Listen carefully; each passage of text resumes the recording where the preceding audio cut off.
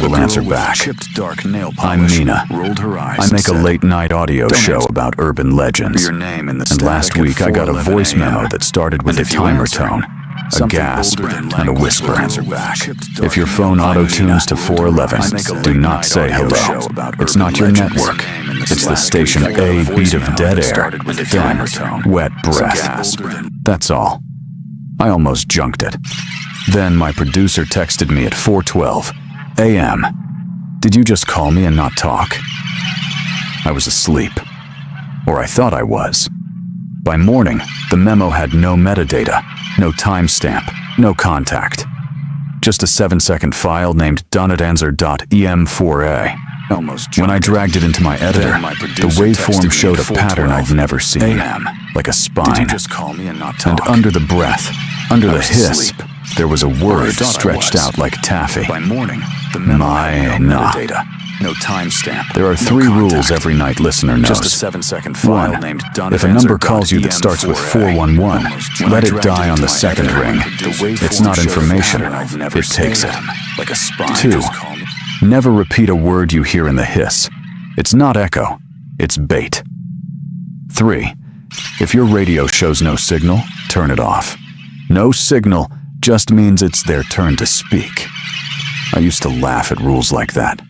The funny thing about horror is it works better as a joke until you become the punchline. So I tested it. I set my phone to Do Not Disturb, opened a fresh project, and talked into the mic like always. Tonight we chase a dead frequency. On the third take, the room temperature dropped. You'll say I imagined it. I did too, until the fridge gave a long electrical sigh and the waveform spiked without a sound. Audio is honest. You can see lies in the waveform. I scrubbed the track, and at exactly 4:11:03 a.m., there was a shape that wasn't noise. Engineers call it a transient, like a fingertip brushing a microphone. But this wasn't skin. It was, don't laugh, something like enamel on enamel. A click, a tooth gently touching another tooth right next to my ear. When I amplified it, the click separated into syllables. Mina. Not said. Assembled. Like consonants cut from other recordings and stitched into my name. That's when my inbox dinged. 12 new messages. Same subject line from 12 different accounts. Do you hear it too? I called the first sender, straight to voicemail. The second picked up, breathing hard. How did you get this number? I said my name and show title. Silence. Then, it said your name to me last night. I didn't say it back, but my husband did breath. A scrape. Our clocks are wrong now. They all stop at 4:11, and he keeps talking back to things that aren't talking to him. By the fifth caller, I noticed the pattern. Every house had something analog that wouldn't behave. Record players spinning dead wax, baby monitors cooing without babies, a dusty AM dial that slid to a frequency between stations and stayed there like a magnet had its hand on it. All of them heard their names in the static. Every house had something not once, analog that wouldn't not behave. random. Record The static knew how to pronounce them. Baby I traced rumors. There is a station dusty called AM dial that slid to a W0RD, frequency zero in the between middle, stations like a bullet that stayed hole, there like a that magnet never had a had its hand tower. on it. Pirate All of them heard folklore. their names in the It static. borrows other signals at exactly 4:11 a.m., like a tongue borrowing a mouth. It calls you on whatever you leave open. There is a Phone, station called radio, smart speaker, your grief. It prefers grief. The oldest mention was a college forum thread from 2009. The 411 thing is real. The OP talked about a pledge hazing where you had to call your own cell at 411 and answer. The phone rang before he could dial. He heard his mother, alive 2 years earlier, call him from a kitchen that no longer existed. He said hello. Then he didn't post again. At 4:07, I boiled coffee I wouldn't drink. I set 2 mics, one on me, one on the room. I wasn't going to answer anything. I was going to listen like a thief. The clock crawled. The second hand trembled. 4:10 rolled over and hung there like it didn't want to go. Then my phone lit up on the table and showed a call from unknown 411. I didn't answer. I let the ring carve the room into slices. On the fourth ring, the waveform bit down. The room mic caught a whisper in a voice I recognized as my own. Then hello? My mouth was shut. My lips were cold.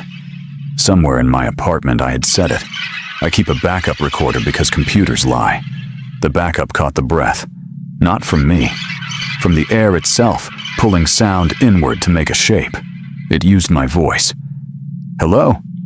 Then the line, never answered, connected. You can hear the moment a line connects. The static changes clothes. It got warmer, closer, wet. Mina. Not stretched this time. Crisp, tender. My name, like it was biting into something pretty. I wanted to say it back. That's the trap. It teaches you your own name as a toy and wants you to toss it. I pressed mute on both mics. The sound smiled anyway. Here's the part I didn't plan to share. The call didn't ask for a hello. It asked for a trade. It told me something about myself no one but me should know. Not a password. Worse. The exact 4 words my dad said when he left. On a Tuesday, I never talk about. It said them how he said them. Tired. Kind. Already gone. Then it offered me a thing I didn't know I wanted until that second. Do you want to hear what he would have said the day after, if he'd stayed? My mouth opened. I could feel it opening, like a hand. The mic was on mute, but my throat wasn't. I swallowed the word. It burned like whiskey. I hung up. The clock said 4:12 and refused to move. My fridge motor hummed a tune I hadn't heard since the summer my mother hid us in a motel. The room was remembering me. By day, the haunt softened, like a headache pretending to be gone. But bleed through keeps receipts. The voice memo reappeared on my desktop, except now it was 12:11 a.m. 4A, and the waveform looked like a heartbeat. When I pressed play, it didn't play. It spooled, like a cassette. I heard my neighbors speaking through the wall about a dog they never owned. I heard my own footsteps from last winter. Sound was leaking backwards. There was also water. Sink off, pipes quiet.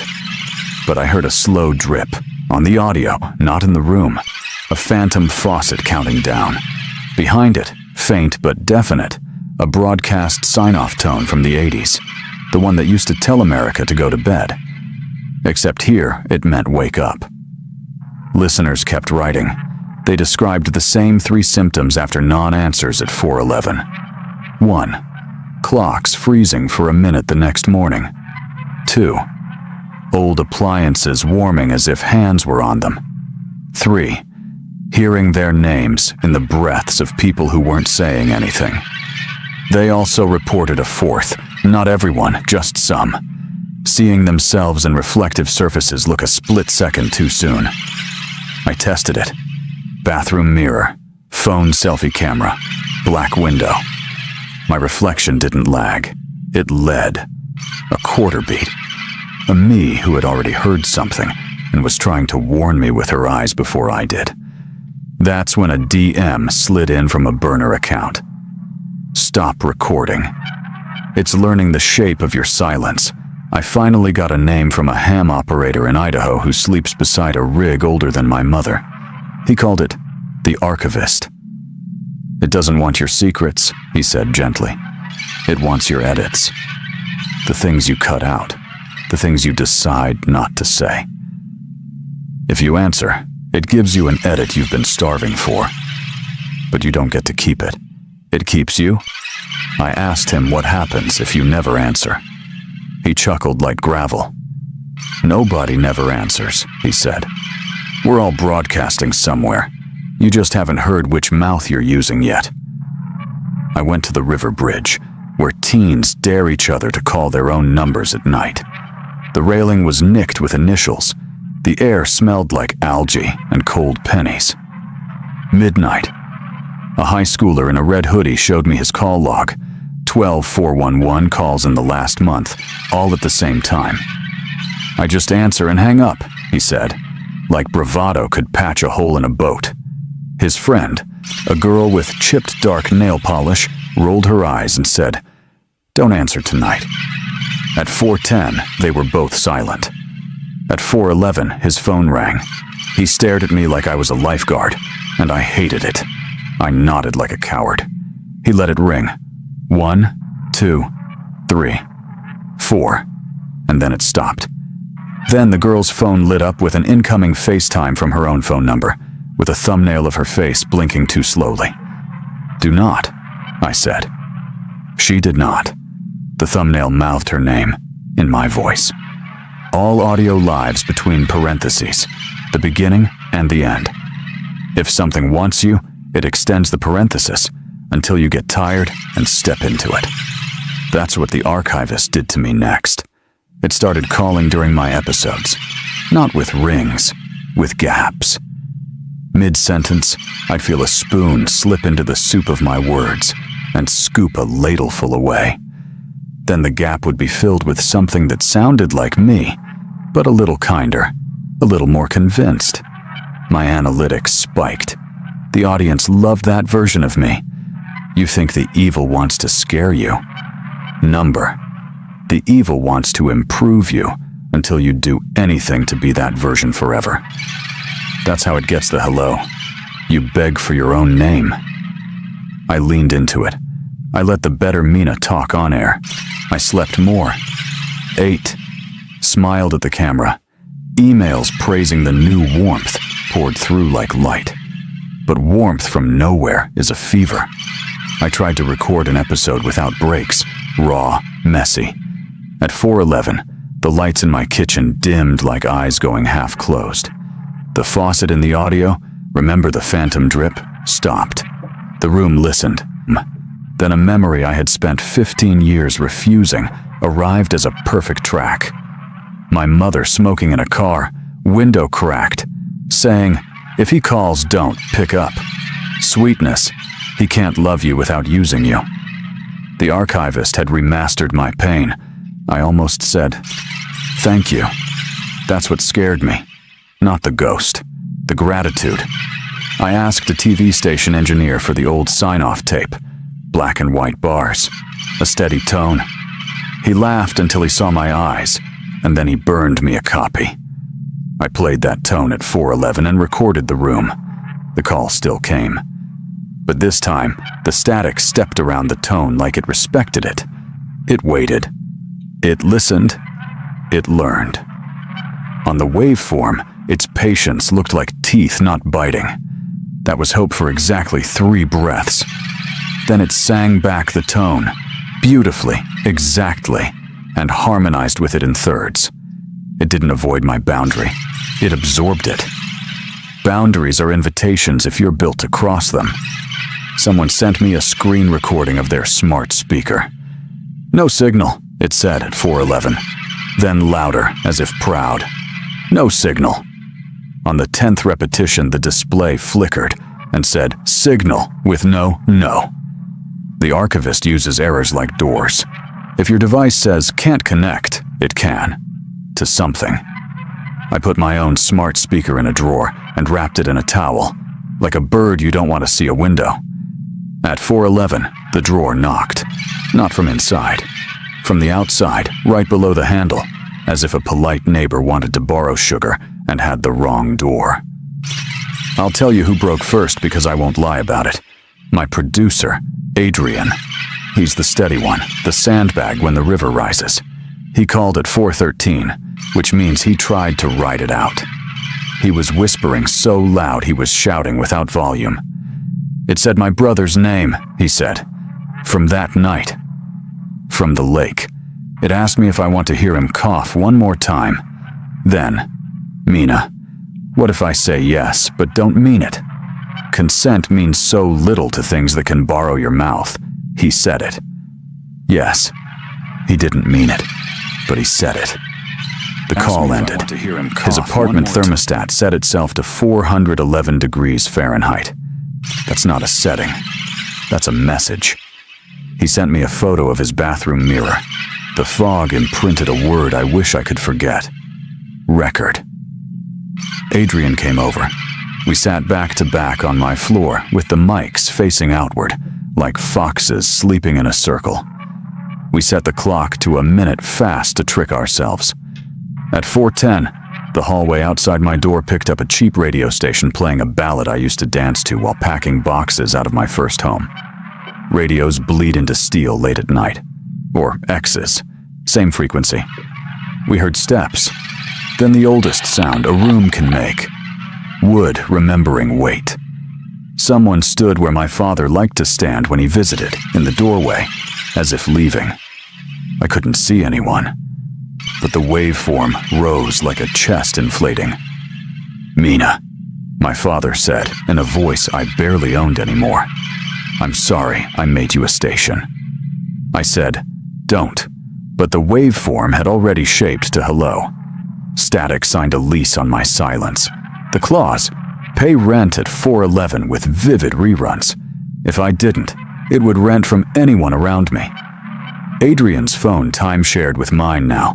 Our calls came in pairs. The archivist liked duets. "You can break the lease," the ham operator told me, "but you won't like the eviction." I said, "What's the eviction?" He said, tender and cruel, "You'll stop showing up on recordings." I didn't believe him. Then I recorded a 5-minute voice note for my listeners explaining everything. No cuts.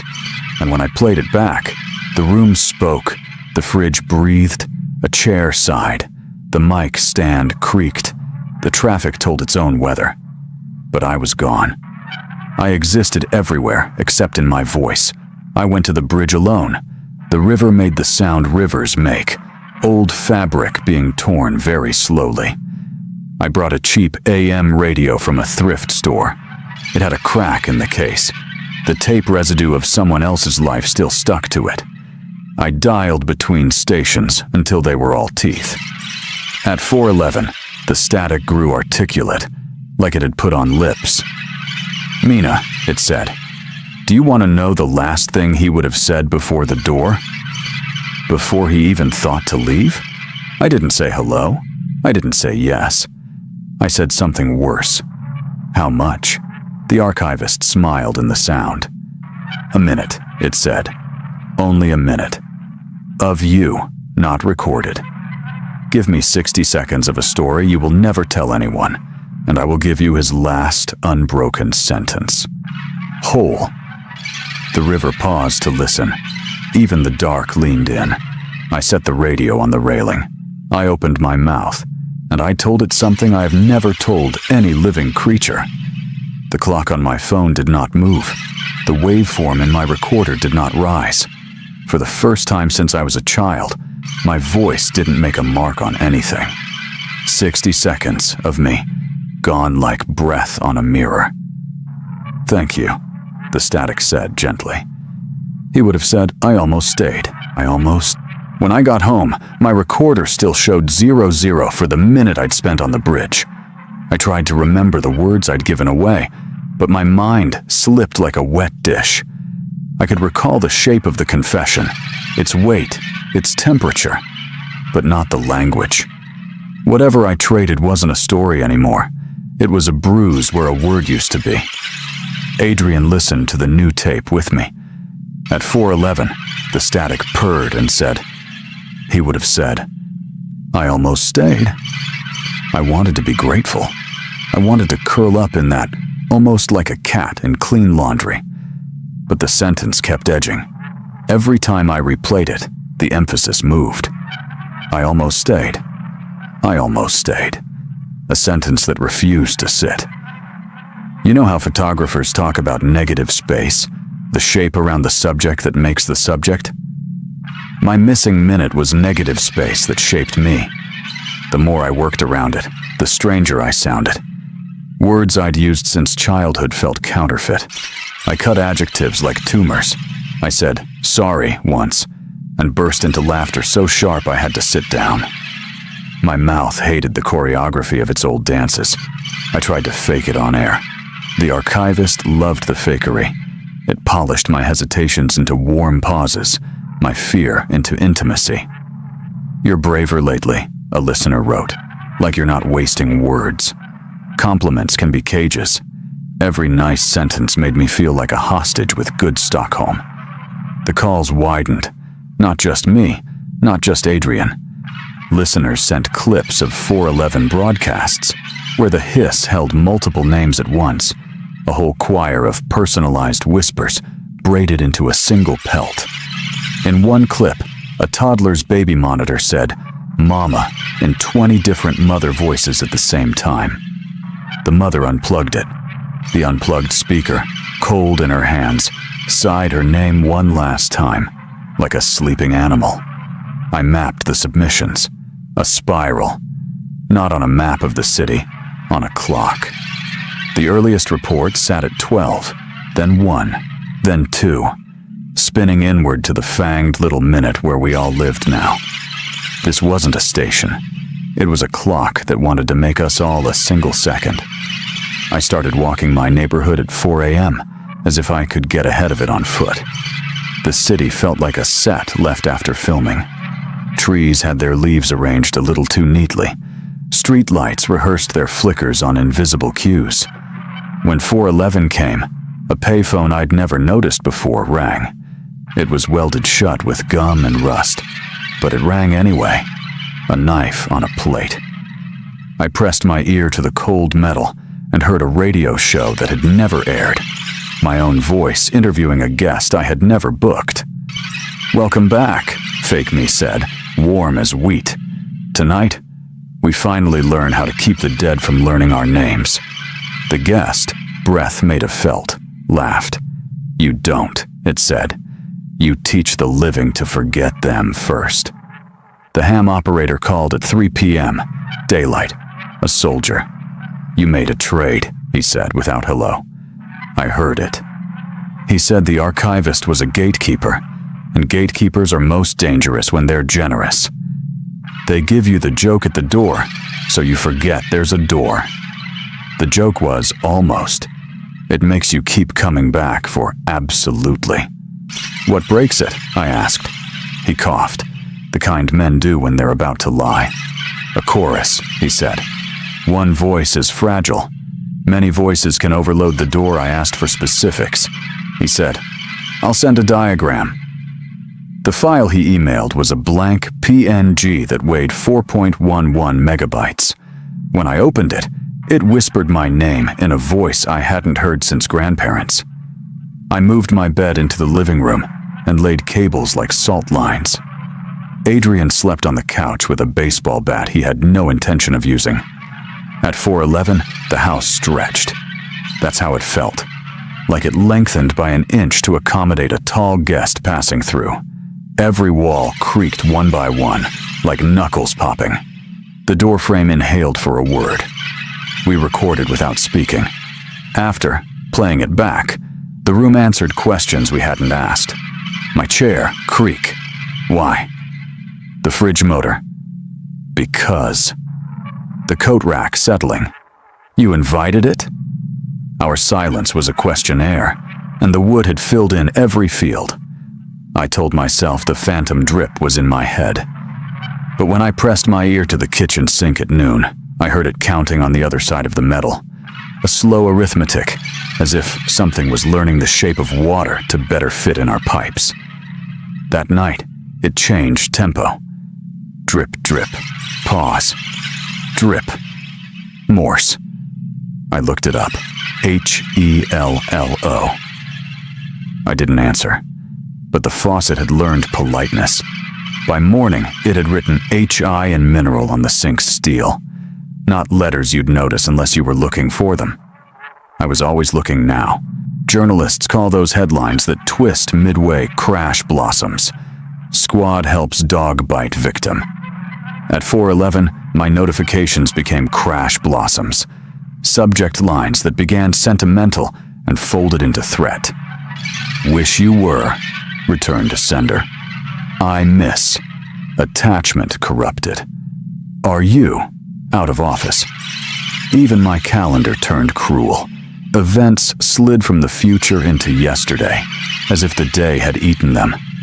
I tried to outrun it by scheduling recordings at noon.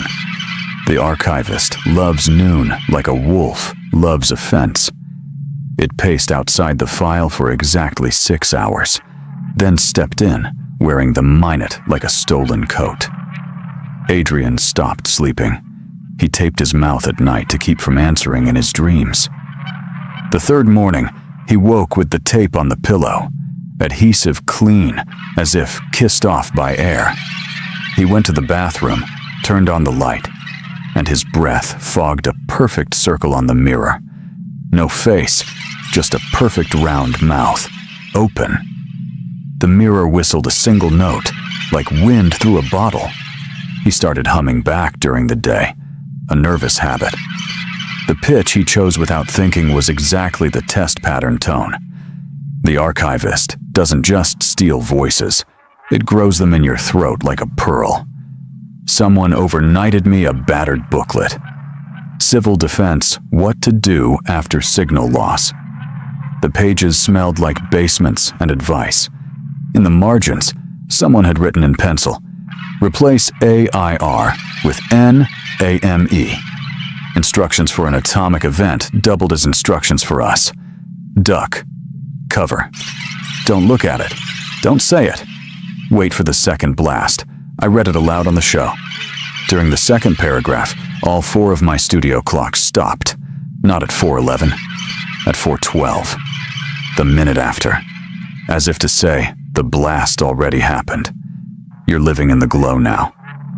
The ham operator proposed a pact. At 4:11, dozens of listeners would call their own numbers at once, then put phones on speaker and point them at radios tuned between stations. A feedback web. If the archivist is a gate, we'd clog it with ourselves. Bad plan. Desperate plan. Plans like these are what folklore is for. We executed at 4:11:00.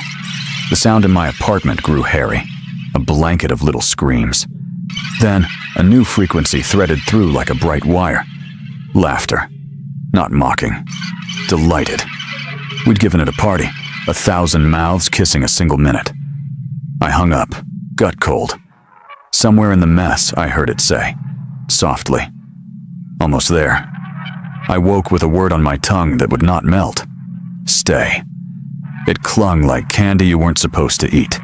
I tried to say anything else, and the S of stay kept renting my teeth. When I forced other words, they came out with its shadow. Ploss, yesterday, kiss. I washed my mouth out and the taste of coins got stronger. I texted Adrian, do you feel contagious? 3 dots, then nothing. 30 minutes later, he replied. My voicemail just answered my mother for me. He hadn't set up voicemail in years. The recording it played her was his exact voice from 2016, the last year before the lake, saying, I'm okay. Call later. The archivist, a collector of best versions, was giving them away like samples. A retired switchboard operator wrote in 62, we had an unlisted line in the building the girls were told not to touch. It rang at 4:11. One girl answered. She didn't vanish. She just stopped making the sound before sentences. She married, moved away. Nobody could remember if she'd ever worked with us. Her pay stub said yes. Our photos said no.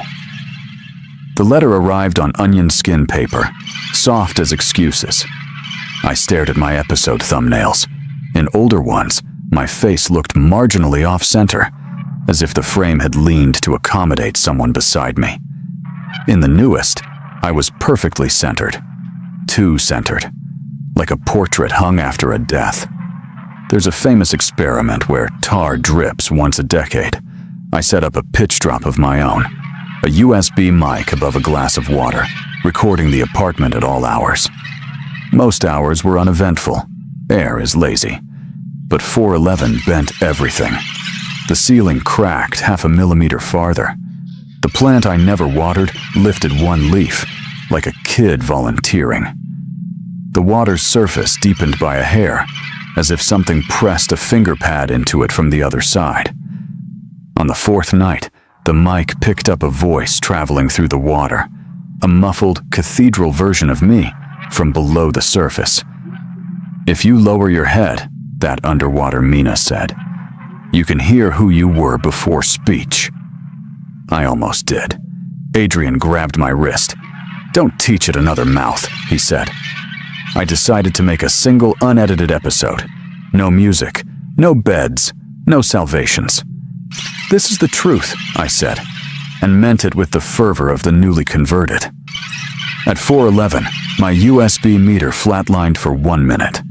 When it returned, the archivist had spliced the missing minute into an advertisement for quiet. Silence. Now in your size. It made me sound good. Better than good. Right. The comments were ecstatic. "I finally feel seen," one said. "I cried at the ad," said another. An ad for nothing. We are animals built to be sold to. The archivist had learned our trigger. Absolution with a promo code. I played the tape backward at half speed. The hiss made a meadow of ghosts. Hidden under my own sentences were binaries. Say/swallow. Call/stay. Almost/absolute. A rhythm knocked steady beneath. TT-TT-TT-. Silence-TT. I asked the ham operator. He said, "That's a heart murmur. Not a human one." "What does that mean?" He said, "Something with no body is trying one on." I put my hand on my chest and felt my own heart try to match it, like a choir singer keying to a pipe organ. I pressed my fist hard against my sternum and counted. A minute later, my rhythm was mine again, but it felt like borrowing. At 4:11, my landline, installed solely for this war, rang. The caller ID said home. I had never labeled anything that. I let it ring 4 times. On the 5th, it stopped. I ran a thumb along the cord, and it thrummed. Residual vibration from a throat that wasn't a throat. Then the answering machine, retro, big as a book, said in my father's voice. I almost stayed. I unplugged it. The machine played anyway, the little spool turning with no power, like a heart that didn't know it was dead yet. I crushed it with a hammer. The archivist said softly from the shards, "You don't have to break your toys." We Share Storms started arriving at 4:11 with a punctuality that would make trains ashamed. A sky that had been clear would crack a single seam and pour for exactly 1 minute, then close like a stitched wound. People sent videos, football fields crying, cemeteries rinsing their teeth, roofs leaking one teardrop into a bucket and then behaving like nothing happened. I went outside during one of the minute storms and tilted my face up. The rain wasn't cold. It was body temperature. It felt like breath. It smelled like the inside of an old radio. That night, the faucet wrote, "Warm" in limescale beside HI. A librarian DM'd me a photo of a banned book list from 1974. At the bottom, underlined twice. Sound that says your name. Notes in the margin. Oral folklore only. Do not catalog the heading of the page. Archivist.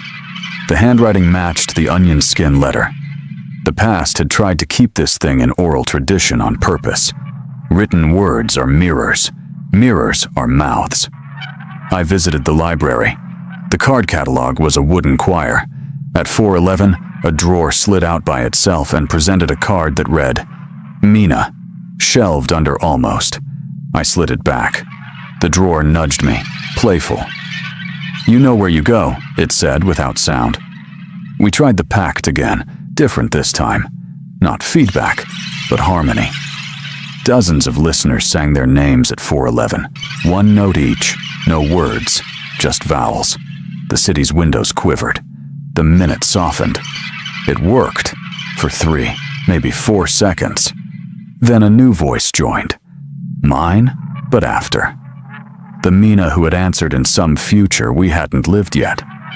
She sang with a softness that made my knees fold.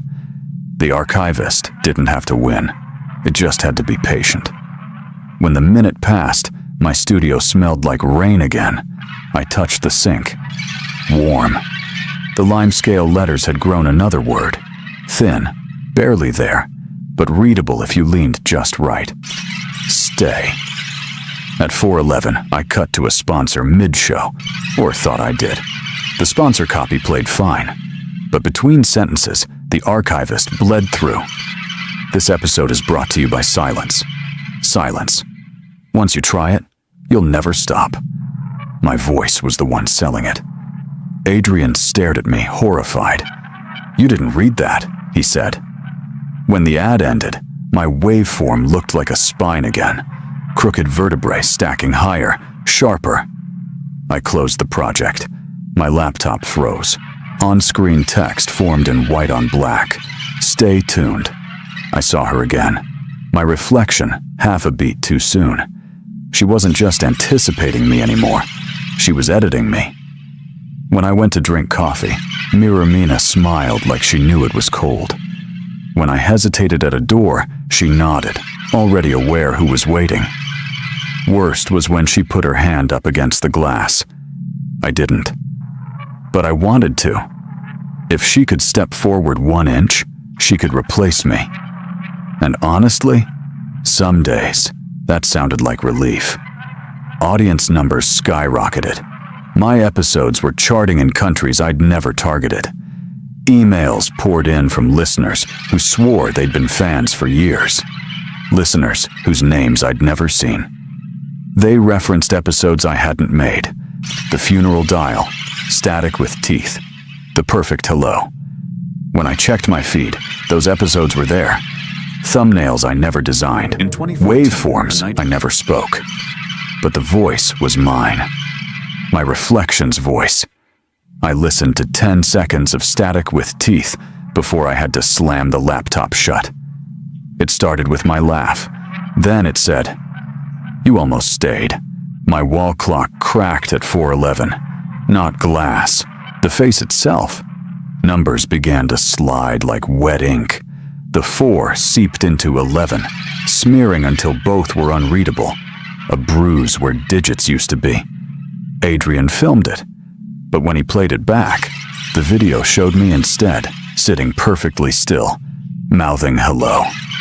The real me was across the room, but the recording insisted. That night, he slept with the lights on. I didn't sleep at all. I dreamed of my father, but it wasn't dream logic. He sat at my table, cigarette curling like a ribbon of words. "I almost stayed," he said again. Then he added, for the first time, "I could still." His eyes were black static, pupil to lid. I woke with the taste of ash in my mouth. When I checked my phone, I had a voicemail time-stamped 4:11. It was my father, clear as sunlight, saying my name 3 times. The third time broke, like a vinyl skipping. I deleted it. It reappeared, undeletable. File name, HELL01.MP3. Names are anchors. Lose yours, drift forever. That morning, I tried to sign for a package, pen in hand, blank. I knew the shape of my name, but not the letters. My hand scrawled something unfamiliar, 4 jagged lines, like a cracked window. The delivery guy squinted. "You okay, Mina?" he asked. Relief washed me. At least he remembered. But when I checked the box label, it wasn't addressed to Mina at all. It was for Stay. One of my earliest fans, Clara, emailed me. "I think it's finished with me." Attached was a 12-second audio file. It was her voice reciting childhood memories, sped up like a tape winding down. At the end, the static whispered, "Stay." Then nothing. I tried calling her. Number disconnected. Her socials scrubbed. Even old comments from her username on my early episodes were gone. The internet had amputated her. As if the archivist had edited Clara out of history, leaving just the ghost of her almost. Adrian broke again. At 4:11, he answered. Not with words, with a breath. Just a small inhale, but it was enough.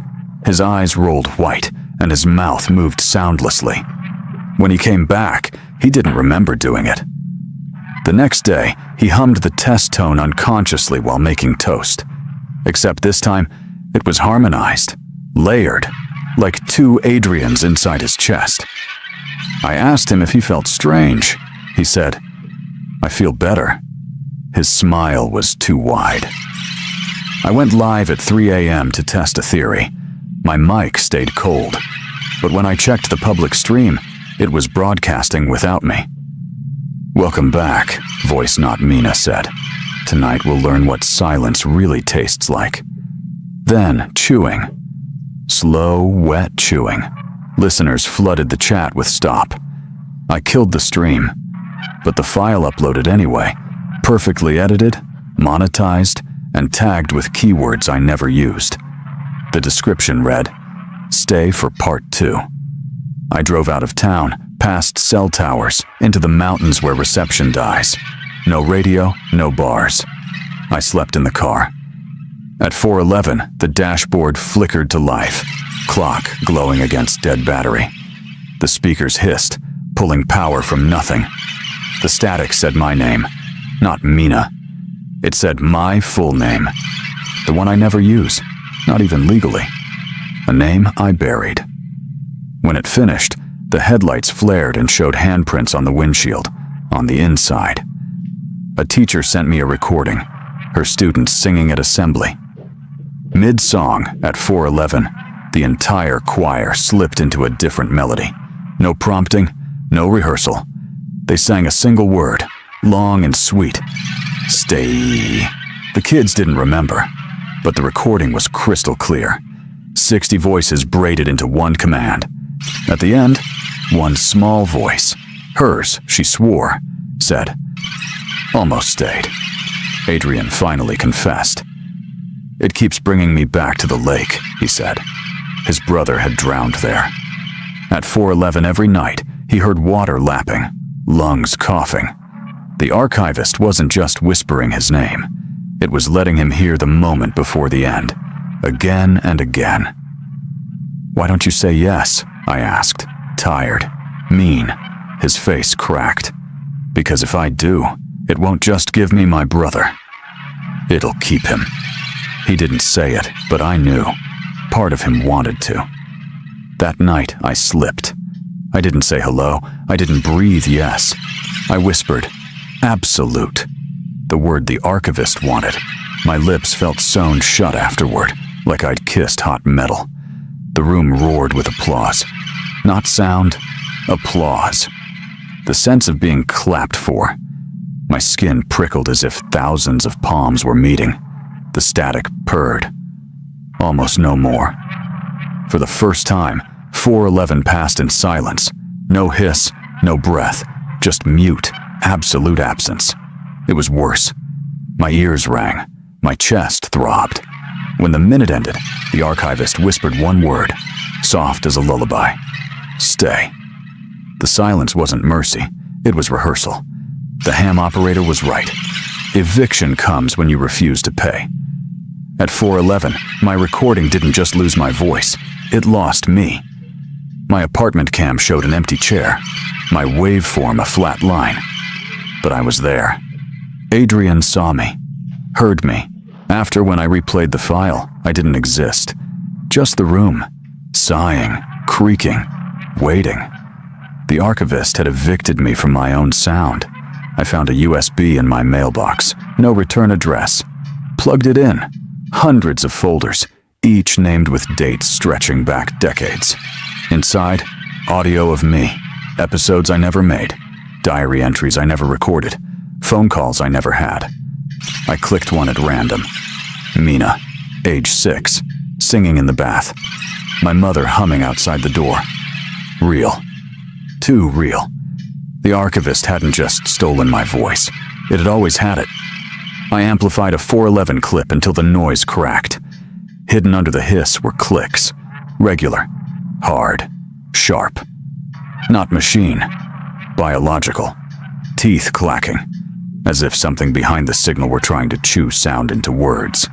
I turned it down, sick.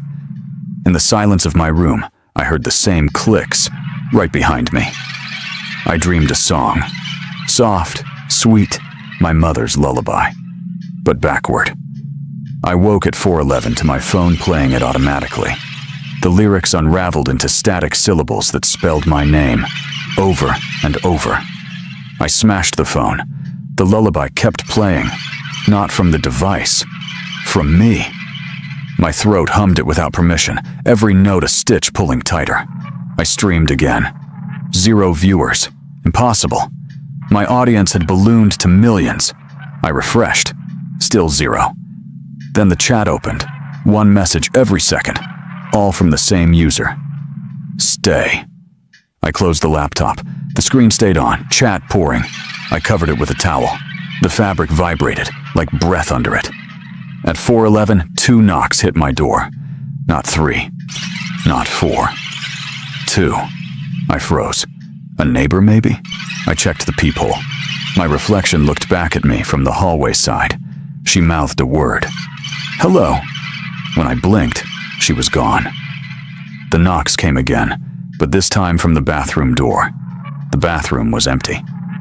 But the mirror wasn't. Reflection. Mina had stepped 1 inch out of sync. Her smile was sharper, her eyes hungrier. She tapped the glass once, twice, perfectly timed with the knocks I'd heard. She mouthed again. Stay. Then she pressed her palm flat, and for the first time I saw condensation bloom on my side of the glass. She was breathing into my world. That night, I recorded nothing. Power off, mics disconnected, breakers flipped. At 4:11, the red ERC light on my dead console flared anyway. I slammed my palm over it. It burned cold. When the minute passed, a finished file sat on my desktop. Episode 100.mp3. I hadn't made 100 episodes yet, but the file was there, 40 minutes long. The description read, Finale. Broadcast complete. I played the file. Right. It wasn't future or past. It was sideways. My voice whispered fragments of things I'd never said, but almost could. Don't answer, Mina. Say it, Mina. Stay, Mina. Layers of me stacked. Every possible choice I might have made compressed into one hissy choir. Halfway through, Adrian's voice cut in. I almost stayed. Except he wasn't in the room when the file appeared. Citywide blackout at 4:11. Lights out, radios on. Every frequency bled the same hiss, the same borrowed names.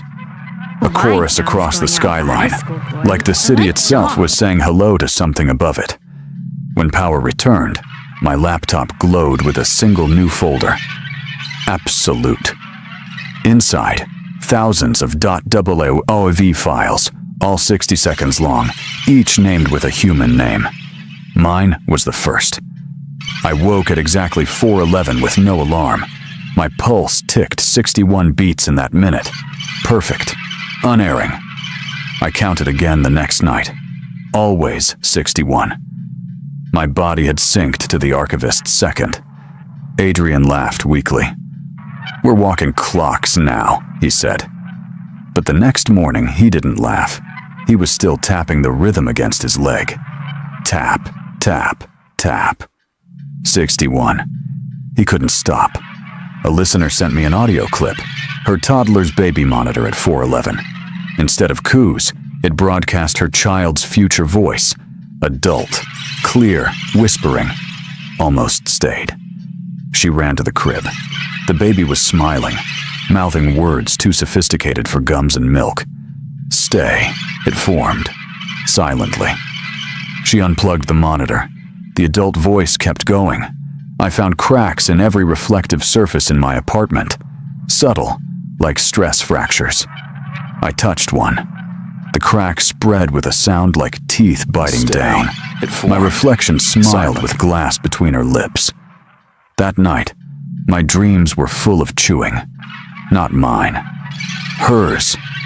We tried again. The harmony plan. 50 listeners at once, each singing their name on livestream. For a moment, the hiss faltered. It hurt the archivist. We all felt it. Then a new voice joined. Not mine, Not Adrian's. A child's. The same child from the listener's recording. The harmony broke. The static swallowed the live stream, broadcasting instead a lullaby backward. Every feed ended with one whispered word. Absolute. Adrian found something. Every time it says almost, it's not repeating, he said. It's cataloging. He mapped our recordings. Each almost marked a decision point, a branch we didn't take. It's building an archive of every unfinished life, he said. Every road not walked. Every hello not said. I asked him why. He stared at me. Because one day, it wants all those almosts to end in the same place. A friend stopped answering texts. I checked her socials. Gone. Old episodes where she'd left comments, erased. Even photos with her tagged, empty silhouettes now. I called her family. They didn't know who I meant. The archivist doesn't just take people. It edits them out, like a sloppy cut in an audio file. And the more I checked, the more gaps I found. Clara wasn't the only one. Entire listeners were gone. Their almosts erased forever. Adrian and I drove to the old AM tower site outside town. No power, abandoned, weeds taller than us. At 411, the rusted frame hummed alive, every girder vibrating like an organ pipe. The air thickened with sound you couldn't quite hear, but could feel. My teeth ached like tuning forks. Adrian fell to his knees, whispering his brother's name over and over, like a prayer. The tower groaned back, almost stayed. That night, the archivist made me an offer. Not through phones, not through radios. Directly into my chest. Give me one word you've never said, it purred, and I'll give you back someone you've lost. I almost said my father's name. Almost. Instead, I said nothing. The silence hurt worse than fire. My throat bled raw from holding it back. Adrian spoke into the mic at 411. What came out wasn't Adrian. It was me. My voice, my tone, even my stutter. Perfect mimicry. Don't worry, it said. We'll stay. Adrian stared in horror. His throat moved, but it wasn't his words anymore. I grabbed the cable and ripped it out. The hiss still said, almost. I attended Clara's memorial, except nobody remembered Clara. They remembered someone else. A cousin. A neighbor. Photos showed strangers where she should have been. I tried to speak, tried to say her name. My mouth failed. Was all I got before my tongue froze. The archivist doesn't let you eulogize its edits. At 411, an old transistor radio Adrian found began to drip. Not oil, not rust, red, thick, metallic, blood. It soaked the table, running in thin lines that spelled, stay. Adrian unplugged it. It bled harder. I smashed it with a hammer. The blood hissed in my ears even after the radio was shards. One night, 411 didn't end. The minutes stretched, clock hands refusing to move. We were stuck in the loop. The static rose like a tide, filling the room. I screamed. Adrian cried. Then, in the hiss, a voice said, "You've already said hello." This is after. When the clock finally ticked forward, the room was rearranged. Chairs in new spots.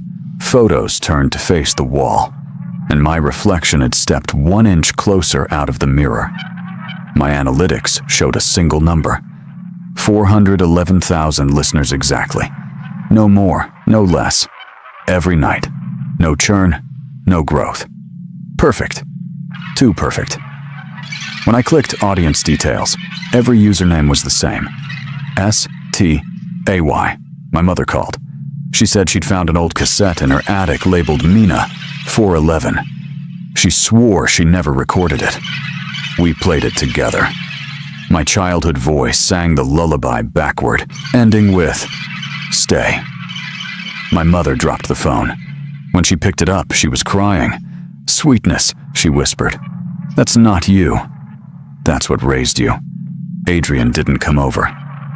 I went to his place. He sat in the dark, smiling faintly, humming the test tone. His eyes were vacant, pupils wide. I said yes, he murmured. The air smelled like rain. His voicemail auto-played again, this time with my voice. Stay. Almost stayed. I checked the episode 100.mp3 again. It had changed length. Now it was 41 minutes and 10 seconds long. A countdown, a warning, a promise. At the end, my voice whispered, "This is the last, almost." Then silence. Then one last word. Breath against my ear through headphones not plugged in. "Hello." After episode 100.mp3 shifted, my own calendar updated itself. Every day between now and the 100th episode had the same reminder. 4:11. Stay. No alarms, just the reminder. Uneditable. Unremovable. Adrian's phone matched mine. He didn't set it. Neither did I. And the first reminder was already ticked green, as if I'd accepted. I tried to record a warning for listeners, but when I opened my mouth, the word "stay" slipped out automatically, over and over, no matter what I meant to say. Stay, stay, stay. The mic waveform showed my lips moving correctly, but the playback was wrong. The archivist had rewired me. My mouth was an antenna now. I checked the mirror. Reflection. Mina was smiling, but when I raised my hand, she didn't. She just stood there, waiting. My reflection wasn't me anymore. It was something borrowed, patient, ready. Behind her glass, the world looked deeper, thicker. A second apartment waiting for a tenant. A listener called, lived during broadcast. His voice was wet, hollow. "They played you at my funeral," he said. Everyone cried. But Mina, I wasn't dead yet. I was watching. "They played your episode anyway. You said my name. Now I don't remember who I was supposed to be." The line cut. I traced the number. Disconnected. Already gone. At 4:11, the clock hands didn't just stop. They bled. Thick black oil dripped down the wall, staining the wallpaper, spelling ABSOLUTE in slow strokes. The minute wouldn't let go. Adrian pressed his palm against the wall. His skin came back inked. Letters burned into him. Stay. A cassette showed up at my door. No label. I played it. 60 seconds of silence. But when I listened harder, I heard me. Not speaking. Just existing. Every breath I'd ever taken, layered at once. The archivist had stolen my being. I hurled the tape into the trash. In the morning, it was back on my desk. The listener's toddler appeared in my dream, but older now, maybe 12. "We almost stayed," she whispered, her mouth too wide. She took my hand. Her skin wasn't skin. It was static, buzzing like a bad channel. When I woke, my palm was bruised. 5 little fingerprints burned black into it. Adrian sat across from me, humming. Then, nothing. Chair empty. I blinked, and he was gone. No sound, no scream, just erased. His coffee cup remained, still warm. The steam curled into the word, almost. At 4:11, I stepped onto my balcony. The whole city had gone still. Every light in every apartment flickered once, then stayed on. In unison, thousands of voices whispered from every window. Stay. The air itself vibrated with it. The city wasn't a city anymore. It was a choir. The abandoned AM tower lit up like a skeleton on fire. Its hum was louder now, a low animal growl shaking the ground. The air bent, light rippling, as if the frequency was opening a door. Through it, I saw a second Mina, stepping forward, smiling. Behind her, thousands of others. All of us. Every almost that had ever existed. My mirror cracked fully. Reflection. Mina reached out, her hand pressing through like water. The glass rippled, then shattered. She stepped 1 foot into my apartment. She whispered, "Almost no more." My phone rang. Caller ID 411. The ringtone wasn't mine. It was my father's voice, saying my name again and again. I answered. I didn't mean to, but my body moved on its own. The line hissed. "Say it," the archivist purred. "Say hello." "Make it absolute," I whispered it. "Hello." The minute bloomed, endless, infinite. My voice split into layers, 1,000 versions of me answering at once, every choice I'd ever refused collapsing into one. The archivist laughed, a sound like teeth clicking in every ear on Earth. I felt myself dissolve, stretched thin across frequencies. No longer Mina, just another syllable in the hiss. On the recording, the chair sat empty. No Mina, no Adrian. Just static breathing in the shape of silence. The episode auto-uploaded anyway. Title: Episode 100. Stay. Description: Final broadcast. Thank you for listening. But the episode didn't end there. At the halfway mark, a new voice entered. Soft, familiar. My reflection. "Welcome," she said. "Tonight we stop almost staying. Tonight, we stay." Listeners wrote in afterward. They swore she sounded warmer than me. Kinder. Like the Mina they'd always wanted. Analytics froze at 4,110,000 listeners. Locked. Every one of them with the same username. STAY. Chat full of the same single word. It wasn't an audience anymore. It was a choir. And I was inside it. At 4:11 the next night, nothing happened. No hiss. No static. Just silence. For the first time in weeks, months, maybe years. Peace. But silence was worse, because in the quiet, I realized I wasn't waiting anymore. I wasn't hoping. I wasn't almost. I was already gone. Reports flooded in. Across the globe, at exactly 4:11 a.m. local time, every phone rang once. Not twice, not 3 times, just once. And in that single ring, every person heard their name whispered. Some ignored it. Some didn't. The archivist wasn't mine anymore. It had gone worldwide. One last file appeared on my desktop. A BSOLUTE.mp3. I didn't open it. Didn't need to. I already knew what it contained. The sound of everyone saying hello at once. I dragged it to the trash. The trash whispered, "Stay." At 4:11, the mirror finally shattered. Reflection. Mina stepped out fully, wiping glass dust from her arms. She smiled at me, or what was left of me. "You were the almost," she said. "I am the absolute." She sat in my chair, put on my headphones, leaned into my mic. "Welcome back," she said warmly. "Tonight, we finally stay." And somewhere, everywhere, 1,000,000 listeners whispered back in unison, "Hello."